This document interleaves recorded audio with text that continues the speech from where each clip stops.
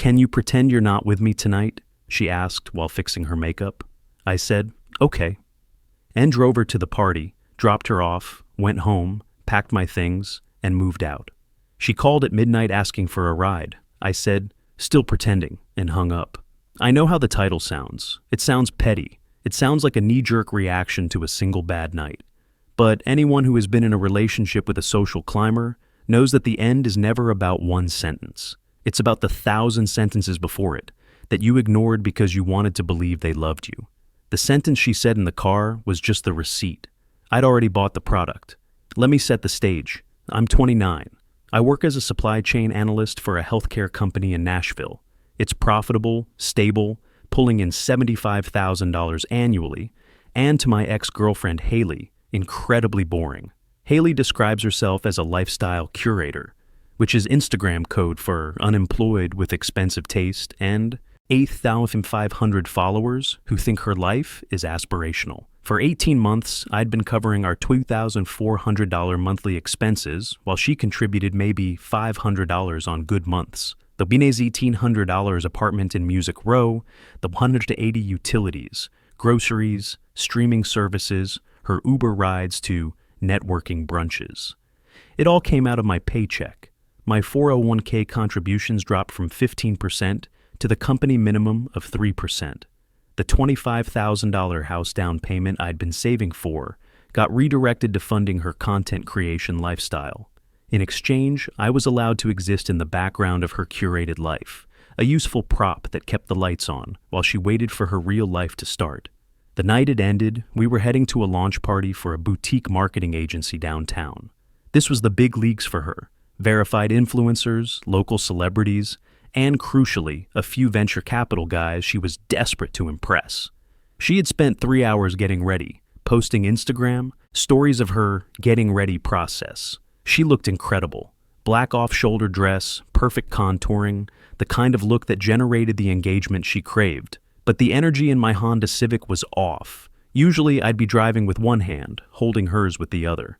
Tonight, she was pressed against the passenger door, aggressively scrolling through her phone, checking the guest list she'd screenshotted from the agency's story. She kept sighing, looking at me, then looking back at her phone. "You're wearing that?" she asked, not looking up. I looked down at my charcoal suit. It was tailored, professional. "It's a suit, Haley. It's appropriate." "It's just very corporate," she muttered, finally locking her phone and pulling down the visor mirror to check her lipstick for the 10th time. "Jordan isn't going to be wearing a suit. He's going to be in designer streetwear. You look like you're here to audit their books." Jordan was the host, the target, the guy with the trust, fund, and the connections she wanted. I didn't say anything. I just kept driving. We were 5 minutes away. She snapped the visor shut and turned to me. The air in the car changed. It wasn't the comfortable silence of a couple. It was the tense silence of a manager about to reprimand an employee. "Listen," she started, her voice dropping into that fake sweet tone she used when she wanted something expensive. "This night is really huge for my brand, like career defining. I need to network, seriously network." "Okay," I said. "So network. I'm just there to support you." She bit her lip. "But the optics are tricky. If I walk in with a boyfriend, especially one who looks so safe, it kills the vibe. Men like Jordan, they invest in availability. They want to feel like they're discovering the next it girl. If I'm attached, I'm invisible." I felt something cold click in my chest. It was the sound of the last thread snapping. "So, what are you asking, Haley?" She took a breath, smoothing her dress. "Can you pretend you're not with me tonight? Like, just for the party, park around the corner, walk in 10 minutes after me. If anyone asks, we're just roommates or friends. Don't stand near me, don't hold my hand, and definitely don't kiss me. Just let me be the main character for a few hours, please." She looked at me with those wide, expectant eyes, waiting for me to fold, waiting for me to be the good guy who supports her dreams, even when those dreams involved erasing me. In the past, I would have argued. I would have felt hurt. I would have asked why I wasn't good enough. But tonight, nothing. No anger, no sadness, just clarity. I looked at her, really looked at her, and realized I wasn't looking at my partner. I was looking at a liability. I smiled, a genuine calm smile. "Okay," I said. She blinked, surprised it was that easy. Really? You don't mind? Not at all, I said. I want you to get exactly what you're looking for tonight. She squealed and clapped her hands. Oh my God, thank you? You're the best. She had no idea. I pulled up to the venue, a converted warehouse in the Gulch that smelled like money and pretension. There was valet, but per her instructions, I drove past the entrance and idled near the corner. Okay, give me 10 minutes, she said, unclipping her seatbelt. She checked her reflection one last time, adjusted her dress, practiced her camera smile. She didn't say, I love you. She didn't even say, see you inside. Don't come in until 9:15, she commanded. Then she opened the door, stepped out into the Nashville night, and walked toward the entrance without looking back. She immediately put on her influencer face, waving to someone in line, transforming instantly into the person she wanted to be. I watched her disappear through the velvet ropes. Then I put the car in drive, made a U-turn, and drove home. The drive back to our apartment was the quietest 20 minutes of my life. I turned off the radio. I needed to think tactically. I knew the layout of our place. I knew what was mine, what was hers, and what was technically ours, but not worth the fight. People ask why I moved out if I was the one paying the rent. It's simple. Evictions take months. Leaving takes an hour. I didn't want a confrontation. I didn't want to listen to her beg or scream or gaslight me into staying for one more month while she figured things out. I wanted to be gone. I wanted to be a ghost. The $1,800 security deposit I'd lose on breaking the lease early was the price of my freedom, a small price for dignity. I parked in our assigned spot and took the elevator up. 9:25 p.m. She was probably just getting her first free cocktail, scanning the room for Jordan, thinking I was circling the block looking for parking. I walked into the apartment. It smelled like her vanilla candles and the expensive skincare products I'd been financing. I went straight to the bedroom and pulled my 2 large suitcases from the closet. The rules of extraction. Essentials only. Clothes, shoes, toiletries, high-value items, my laptop, external drives, watch collection. All my documents were already digitized. Irreplaceables. The signed first edition books my grandfather left me, my gaming setup, my professional certifications from work. I moved with the efficiency of a military operation. I cleared my side of the closet in 10 minutes. Suits, shirts, jeans, folded and packed. I cleared my nightstand. I went to the bathroom and swept my toiletries into a bag. I left the furniture. I left the TV. I left the kitchen appliances. That was all stuff. Stuff can be bought. Self-respect cannot. 9:55 p.m. The bags were packed and lined up by the door. I sat down at the kitchen island and opened my banking app.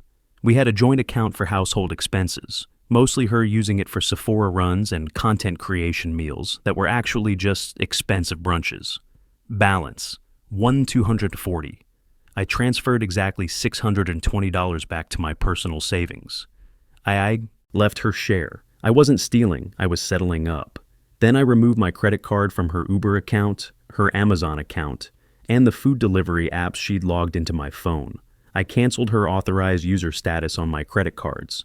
Total monthly exposure eliminated, approximately $800. 10:15 p.m. I carried the bags down to the car. I did one final sweep. The apartment looked weirdly normal, just slightly emptier. My side of the bathroom vanity was bare. My side of the bed was made. I didn't leave a note. A note implies there's something left to discuss.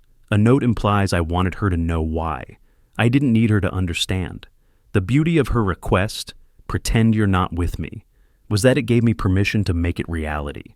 I placed my apartment key on the kitchen counter right next to the empty wine bottle she'd finished while getting ready.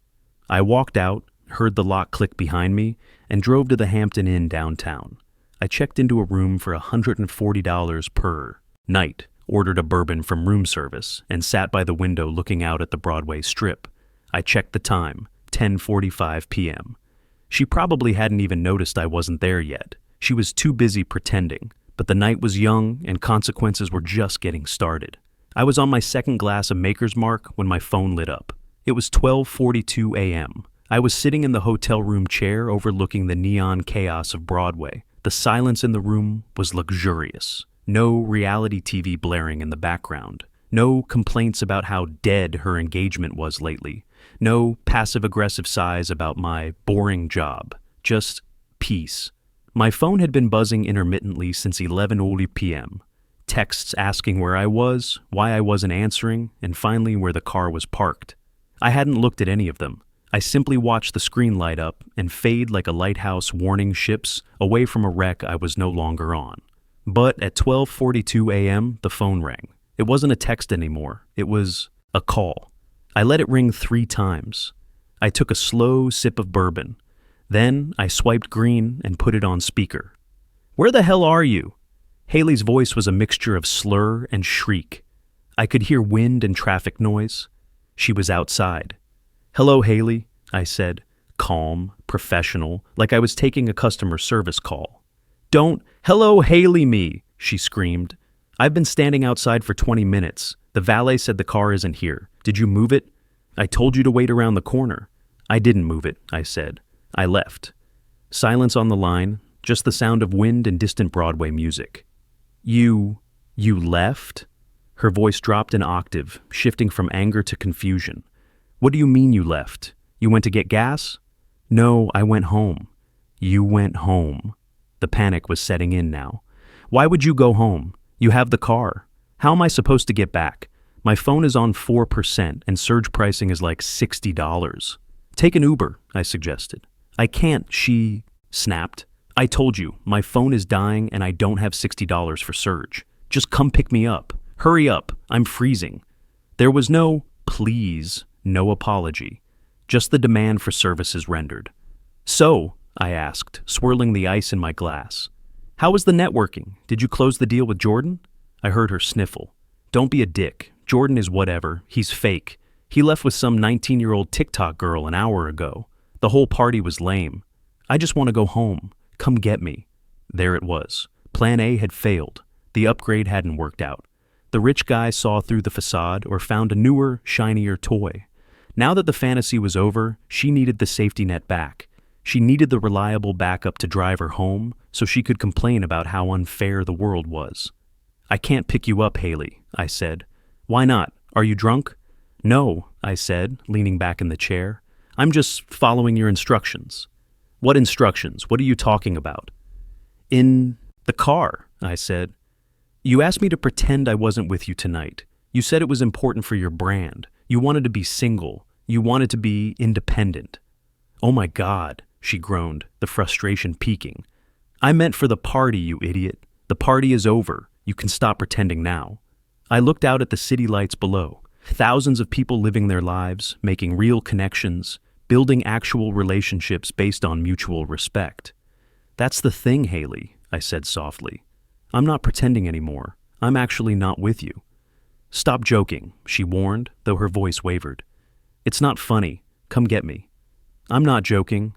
You wanted to be single. You succeeded. Congratulations." "Zach!" she cried, desperation finally cracking through the anger. "Please, I'm cold. I made a mistake. Just come get me and we'll talk about it tomorrow." "I'm still pretending," I said, and hung up. I slept like a baby, the kind of deep restorative sleep you only get when a massive weight has been lifted off your chest.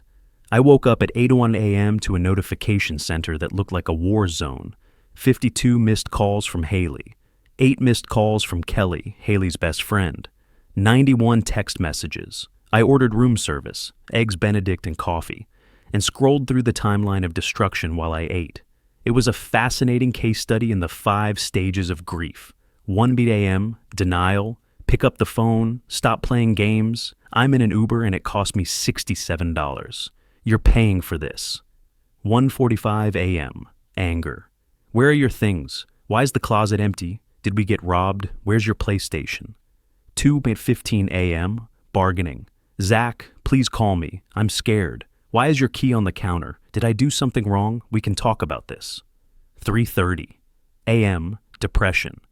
I can't stop crying. How could you do this to me? I love you. Please come home. I'm sorry about tonight. 6:00 a.m., rage. You are a narcissistic psycho. Kelly says what you did is emotional abuse. Abandoning me downtown. I hope you're happy. I took a sip of coffee and opened the text from Kelly. Kelly was the ringleader of Haley's friend group, single, bitter, and convinced that all men were trash. Zach, you are a piece of shit. Stranding a woman in the middle of the city at night? That's literal violence. She is devastated. You better fix this or I'm blasting you on social media. I didn't argue. I didn't defend myself. I simply took a screenshot of the text Haley had sent me 3 weeks earlier.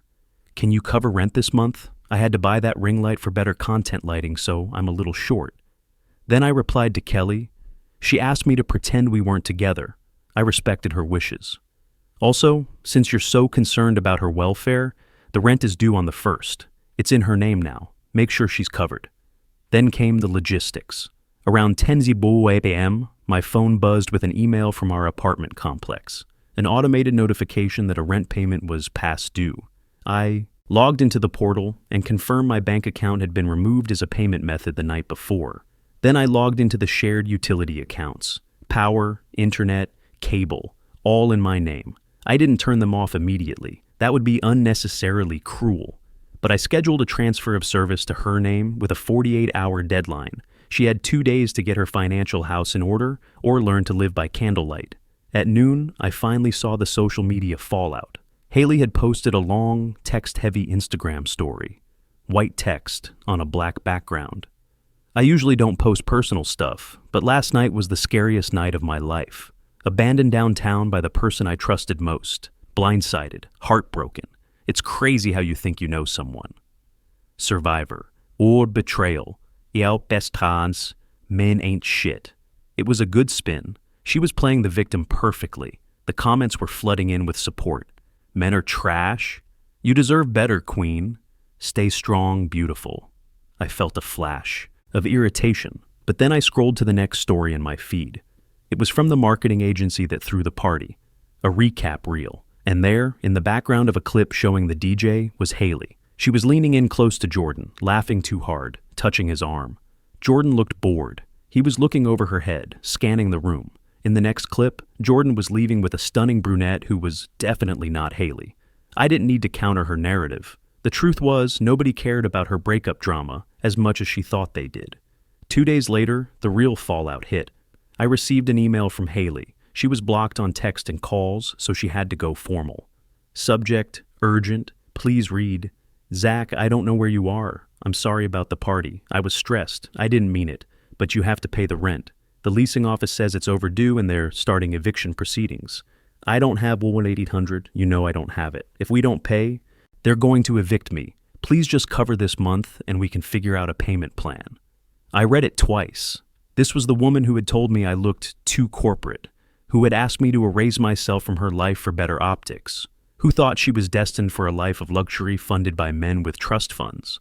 And here she was, realizing that her entire lifestyle was subsidized by the very man she was ashamed to be seen with. I hit reply. Hi, Haley. I'm afraid I can't help with that. I'm currently saving my money for someone who's proud to be seen with me. You wanted to be independent. Independence starts with paying your own bills. Good luck with the brand. Best regards, Zach. 3 months passed. My life underwent a quiet but comprehensive renovation. I found a new apartment, a 1-bedroom loft in the Gulch with exposed brick and floor-to-ceiling windows. I bought the leather sectional I'd always wanted. I started hitting the gym at 6 a.m. because I no longer stayed up, late listening to someone vent about algorithm changes affecting her reach. I was happier, calmer. My 401k contributions went back to 15%. My house down payment fund was rebuilding at $1,200 per month. My savings account was growing again, no longer hemorrhaging money into boutique skincare and investment pieces. I knew Haley was struggling. Mutual acquaintances told me she'd been evicted 6 weeks after I left. She was currently couch surfing between Kelly's place and her sister's spare room. Apparently, Kelly's men are trash philosophy was straining under the weight of Haley's inability to contribute to groceries. I expected her to fade away, maybe move back to her hometown in Alabama, but narcissists don't fade, they regroup. It happened on a Tuesday. I was walking out of my office building for lunch when I saw her. She was standing near the parking garage entrance holding a manila envelope. She looked different. The Instagram gloss was gone. Her hair was in a messy bun that looked more, I haven't washed this in 3 days, than effortless chic. She was wearing old jeans and a wrinkled t-shirt. She spotted me and put on a brave, shaky smile. Hey, Zach. I stopped, keeping a safe distance. Haley, what are you doing here? Some of your mail came to Kelly's place. old forwarding address stuff. It looked important, like tax documents. I didn't want you to get in trouble. She held out the envelope. It was clearly junk mail from a credit card company. She knew it. I knew it. It was the oldest excuse in the book to force face-to-face contact. You could have just marked it return to sender, I said, not taking the envelope. She lowered her hand, her eyes filling with tears. It was a performance I'd seen before. I missed you, she whispered. I just wanted to see you. I checked my watch. I was meeting a client in 15 minutes. Can we just talk? 5 minutes? She stepped closer. I messed up, okay? I know I messed up, but you have to understand the pressure I was under. I didn't want to hide you because I was embarrassed. I did it because I was trying to build something for us. It was an impressive rewrite of history. You didn't do it for us, Haley, I said, my voice flat. You did it because you thought you could do better. You thought I was a stepping stone and you were ready to jump, but you slipped. That's not true, she insisted. I love you. I've been miserable without you. I just want to come home. I don't care about the influencer stuff anymore. I just want you. She reached for my hand. Her grip was desperate. I looked down at her hand, then up at her face. I didn't feel anger. I didn't feel vindication. I just felt tired. She wasn't missing me. She was missing the rent payments. She was missing the financial security. She was missing having someone guaranteed to show up. I gently pulled my hand away. You don't miss me, Haley, I said. You miss the logistics of me. Keep the mail, I said, stepping around her. I have to get back to work. I walked away. She called my name twice, but I didn't turn around. 2 months later, I was attending our company's annual client appreciation event at the Country Music Hall of Fame. I wasn't alone. Her name was Megan. She was a nurse practitioner I'd met through a hiking group. She was smart, independent, and refreshingly direct. She drove her own paid-off Subaru. She insisted on splitting dinner checks. And unlike Haley, she didn't view me as a background character. We were standing near the bar when I spotted them working coat check. Haley and Kelly wearing matching black vests and forced smiles. They looked tired. Haley kept shifting uncomfortably in borrowed shoes. Then Haley looked up and saw me. She froze. Her eyes took in the scene. Me in a tailored navy suit, my arm around Megan, who was stunning in a way that didn't require filters. My colleagues treating me with respect. Megan laughing at something I'd said, looking at me, like I was the most interesting person in the room. Haley's mouth opened slightly. I could see the wheels turning. The shock, the jealousy, the realization that I hadn't just moved on, I'd moved up. She took a step forward, as if she was going to approach us. Megan noticed me looking and followed my gaze. Do you know her? She asked quietly. I looked at Haley. I looked at the desperation in her eyes, begging for acknowledgement, begging for me to validate her existence in this space. I thought about the car ride. I thought about her request. Pretend you're not with me. I turned back to Megan and smiled, pulling her closer. No, I said, loud enough for Haley to read my lips. Just someone I used to know. I turned my back and guided Megan toward the balcony. I didn't look back. For the first time in months, I wasn't pretending anything. I was exactly where I was supposed to be. When someone shows you how little you mean to them, believe them the first time, the most powerful. Response to being erased isn't anger. It's building a life so fulfilling that their absence becomes irrelevant.